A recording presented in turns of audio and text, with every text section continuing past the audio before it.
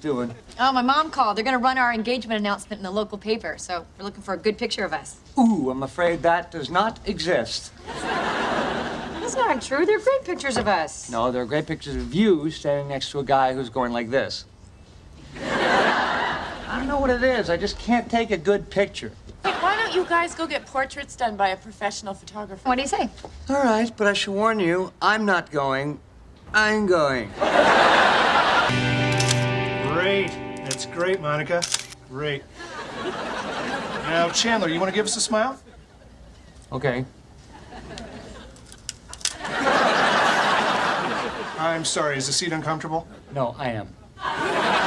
Chandler, sweetie, I know you can do this, okay? You have a beautiful smile. I do? Yeah.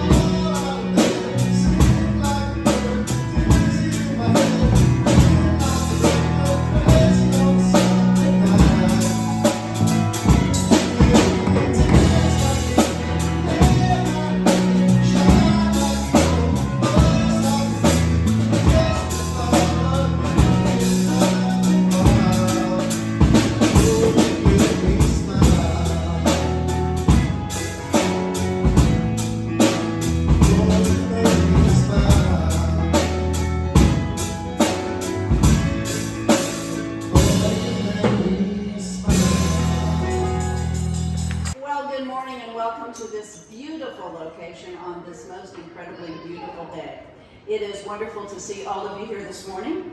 Here at our faith community, we provide the opportunity or the entry point for you to discover what it is that you believe and value in this world. If this is your first time with us, if you would be willing to fill out a blue card that is either in or near the basket, maybe on your table, that would be great. That way we can get important information out to you. We have one more week, next week, to meet here at Conner Prairie before we finally admit that it's probably going to be winter and we shouldn't be outside here.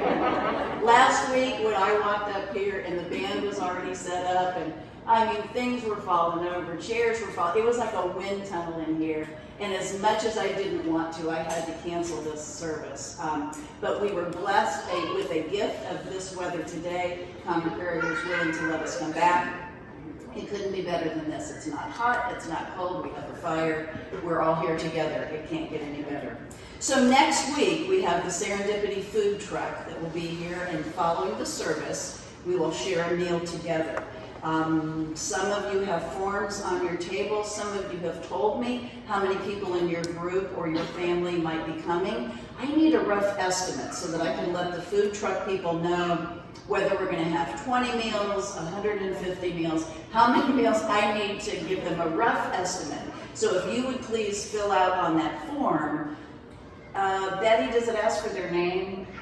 Name and number. Name and number. There you go. Name and number. Of people. Of how many of people, just the numbers of, not phone number. I mean, I already have that. But anyway, so yeah, and we will not publish that. We will not let everybody know that. So today we are talking about the power of a smile. A smile means a lot of things. It means pleasure, it means happiness, it means contentedness, it means we feel successful, it means we feel pleased. Looking at someone else's smile calms us, it comforts us, and it welcomes us. So of course I have a couple of jokes. What did they call Bruce Lee when he refused to smile? Seriously. How do you get a mouse to smile? Say cheese. And finally, how do you get a lawyer to smile? Say fees. Let's watch our next clip. Please pass the salt. Sure. Not like I was invited to Richard Feynman's house and have anything better to do. Is this how the rest of the night's gonna be? I don't know the future. According to the codicil of the relationship agreement, which you insisted upon, we're not allowed to pout or be moody on date night. I was afraid you might bring this up, so I have a workaround.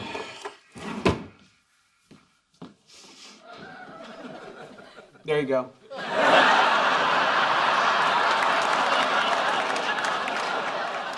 As far as you're concerned, I'm smiling.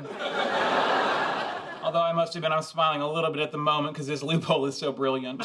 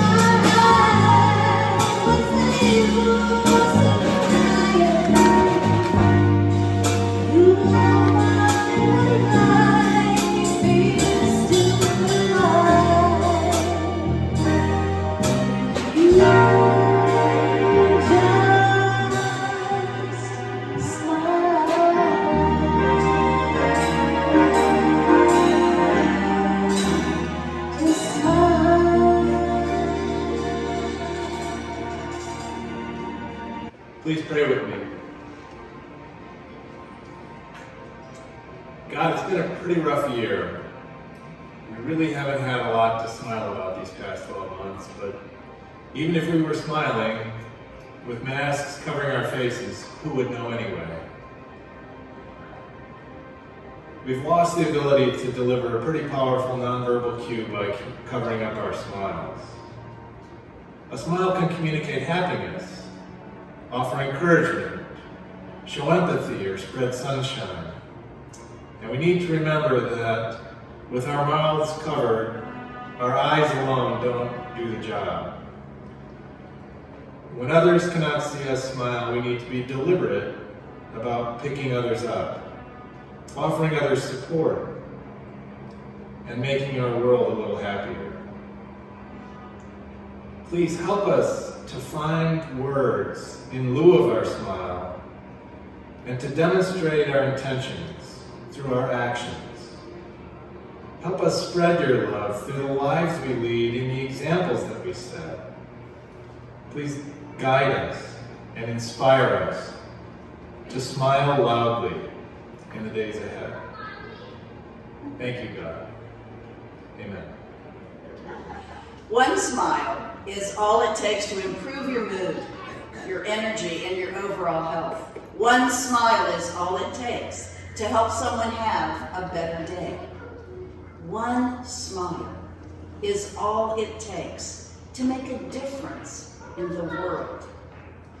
In 2019, Eliud Kipchoge created a new world record and succeeded in becoming the first person to ever run a marathon in less than 2 hours.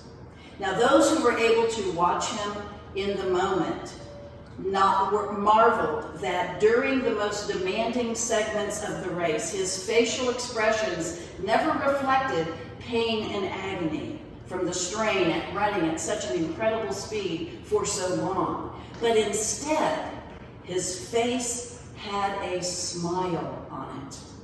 He wasn't smiling because he was confident of achieving his goal. He wasn't smiling because he was trying to hide the fatigue in front of his audience.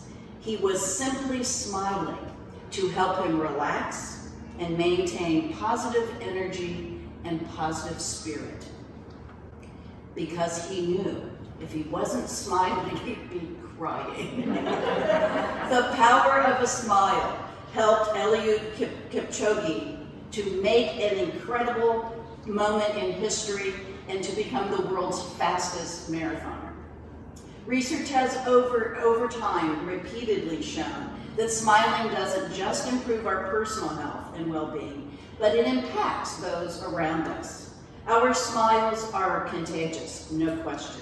One study reported in the Scandinavian Journal of Psychology detailed that when participants were shown images of facial expressions of various emotions, always the images of a person smiling triggered the participants to mimic that smile and to smile back.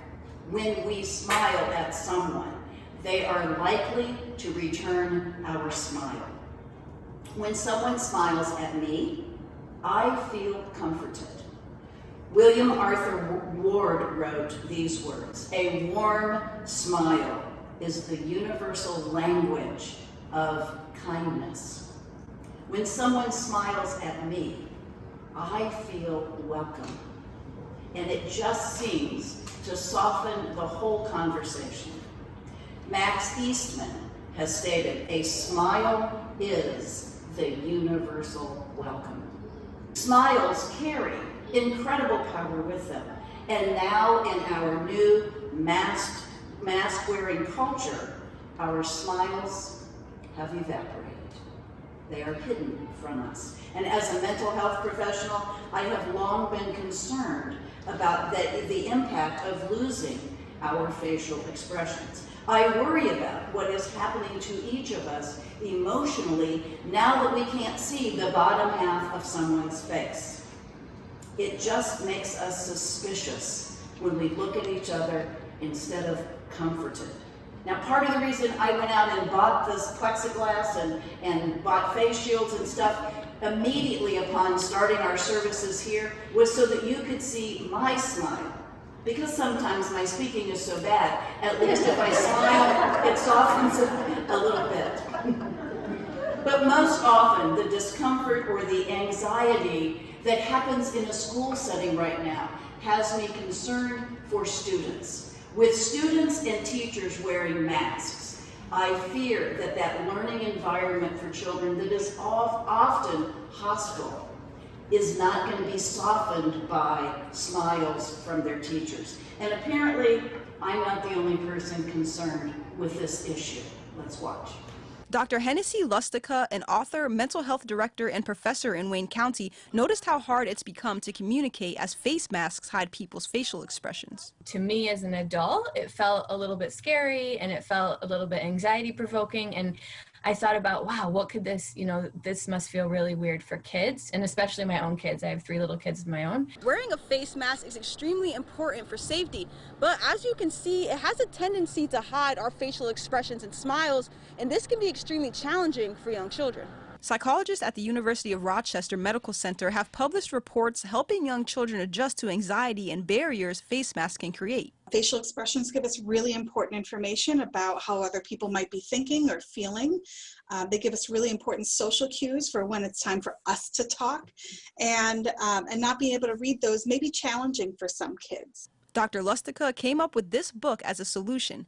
Masks and Smiles follows the journey of a young student as they interact with bus drivers, teachers, and older family members. All of the helpers in the book all have like really cool masks on, and behind each helper's mask is a really big, ginormous smile, is how the book kind of plays out. The book teaches young children how to look for nonverbal cues like eye expressions, while also highlighting how masks keep everyone safe. Dr. Lafferty hopes that it can be another resource to talk to kids about what they're seeing and how they might feel. I think that we just need a space to talk to kids about why the masks are so important, and a space to talk to the kids about why, how the masks keep us safe. But just because we have the mask on doesn't mean that behind the mask we're not smiling. Reporting, Atia Collins, News 8. Just because we have the mask on, it doesn't mean we aren't smiling. A few months ago, I had a difficult conversation with someone whom I have never really talked to before, but I'd heard some troubling things about. She is part of the theater community, and she is known for her brusque manner and dismissive attitude. Now, oddly and pleasantly, the day that we had our conversation face to face, we were both wearing masks, and the masks she had on that day looked like this. And as our conversation unfolded, I was amazed to discover the impact of that smile on the outside of her mask. Somehow I believed it. I bought it hook, line, and sinker that she was smiling at me. And as a result, I relaxed, our conversation flowed more smoothly, and I was smiling back. Of course, she couldn't see that, and I was wishing that we could all just paint a smile on the outside of our masks. Body language has always been as important as the words we say in communication. Communication experts have quibbled over the years about what percentage of body language really carries the message, but it is very safe to say that at least half of the message we receive at any point in time is through nonverbal cues. That is body posture, eye contact, gestures, and facial expressions, especially smiles. And it has nothing to do with words. All of those things carry half of the message at least. So now, with masking, our covering up our faces, our smiles, our mouths, we have reduced that communication piece down about another 25%. To say nothing of the segment of our population that relies on looking at lips in order to better understand the words that are being spoken.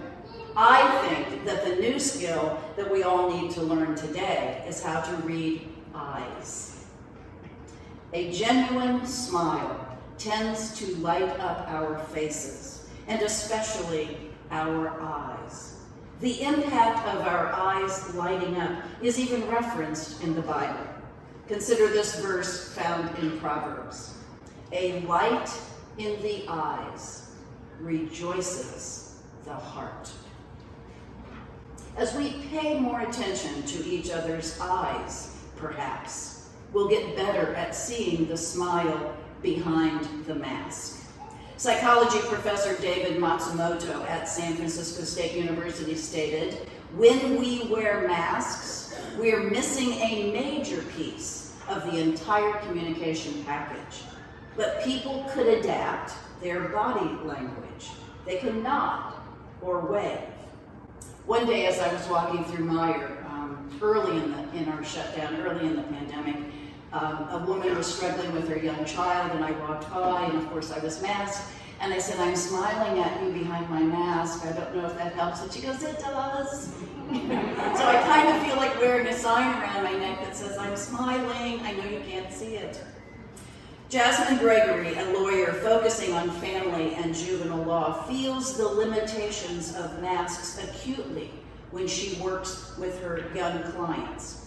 She's been wearing her hair pulled back more so that people can see her eyes better. And she stated these words, "When you make eye contact with someone and you feel happy or warm toward them on the inside, I think that creates the true, sincere smile that is more likely to spread across your face." Now I'm going to ask us to do something only slightly dangerous. Only slightly. You have seen my smile. I haven't seen yours since March. I know that we are wearing our masks, but I'm going to ask you if you are willing to remove your mask. In a moment. In a moment. Let's do all this together. Remove your mask and give me a smile. Now, don't cough or spit or sing or anything that would be dangerous. I would like to start with the band. Could the band remove their mask and give us a smile?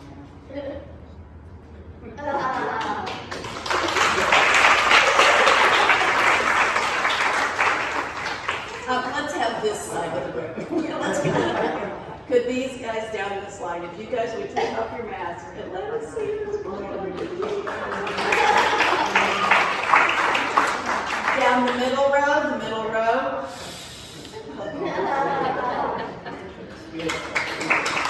And over here, everybody else from this side over, look at those beautiful smiles.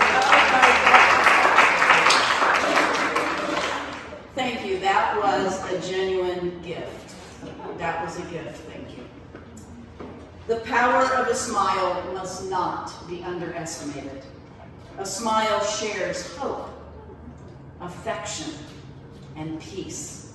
A smile has the power to bring light into the darkness, to bring positive energy to the day, to reduce stress in life, to bring greater happiness into the entire world. It doesn't matter what country we live in, it doesn't matter what color our skin is or what language we speak. Everyone smiles in the same language.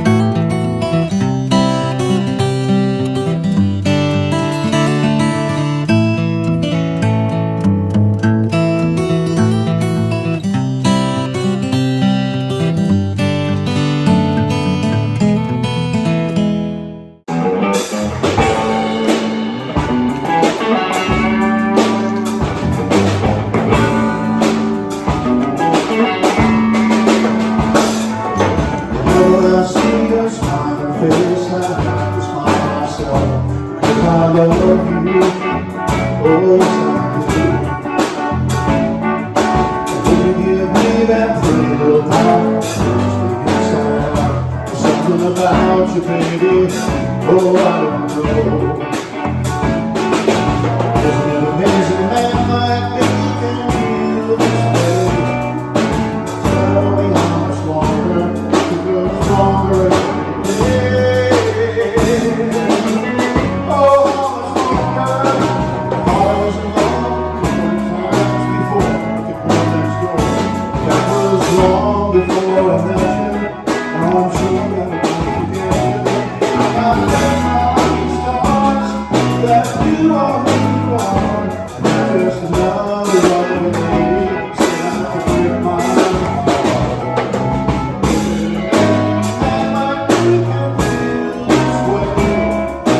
Tell me how much longer it grows stronger every day. How much longer? No one can tell me that I'm moving on today. Whenever I see you smile at me, no one can tell me that I'm moving on today. Whenever I see you smile at me,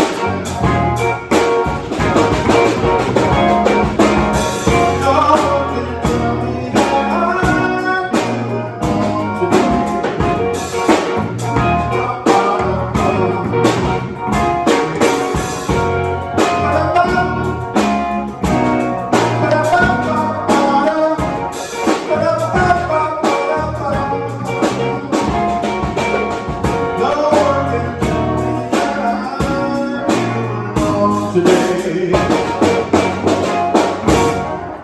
Poet Tupac Shakur wrote these words: "The power of a smile, especially yours, can heal a frozen heart." It was wonderful to see all of you today, especially those beautiful smiles. Next week we will be right back here for our last time in 2020, and we will close our time together with a true breaking of bread from the food truck following our service. Have a great Sunday and go in